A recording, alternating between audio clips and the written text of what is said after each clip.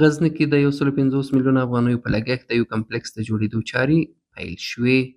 د غزني د کرنې اوبو لګولو او مالدارۍ ریاست د معلوماتو له مخې دا کمپلکس د 150 میلیونه افغانیو په لګښت د 10 سریبه ځمکې په مساحت د کابل کندهار پر لویه لار جوړېږي چې پکې د تیلو پمپ، جومات، د خوراکي توکو پلورنځی، هټۍ، خوړنځای، مسترخانه او د موټرو تمځای شامل دي.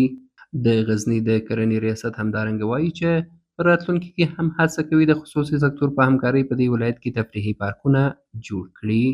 له موږ سره نور تجاران یا سکتور هم په رابطه کې ده. هغه د موږ د اجارې د اصولو سره سم انشاءالله په نږدې وخت کې به موږ تاسو شاهدان واوسو چې دلته به پارکونه هم انشاءالله افتتاح سي او داسې هاسټل یا مقصد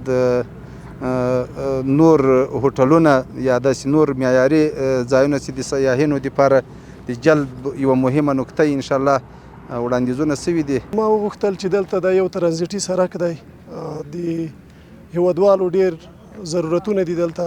د دې دپاره یو باب ښه منظم پمپ سټیشن جوړ کړم. په دې پمپ سټیشن کې ټول خدمات چې په دې ټول لار کې د کابل نه تر کندهار پورې تر هرات پورې داسې بل کوم پمپ سټیشن نه وي. هغه په هر لحاظ که مسجد دی او که هوټل دی که نور څومره خدمات دي هغه ټول زه دلته ډېر ښه طریقه جوړ کړم. په ډېره غټه سرمایه ګذارۍ ته مو اراده کړې ده. بلخوا د غزني یو شمېر اوسېدونکي د دغه کمپلکس جوړېدل یو ښه ګام بولي او وایي چې غزني د یوه تاریخي ولایت په توګه لا ډېرو تفریحي او خدماتي ځایونو ته اړتیا لري. دا ډېر ښه کار ده. دلته خلک راځي، سیل ته راځي او کله په دا غونډیو باندې ناستي، کله دغسې د موټرانو سره ناستي. نو موږ ویاړو چې دلته ښه ځای جوړ سي او ښه پارک جوړ سي.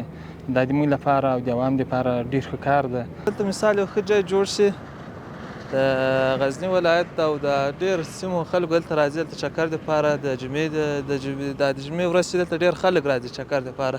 دلته باید چې ښه ځای جوړ سي، د ټول خلک راځي چې یو ځای کښېني. غزني د کابل کندهار پر مهمه لار موقعیت لري او هره ورځ ګڼ شمېر مسافر ترې تېرېږي.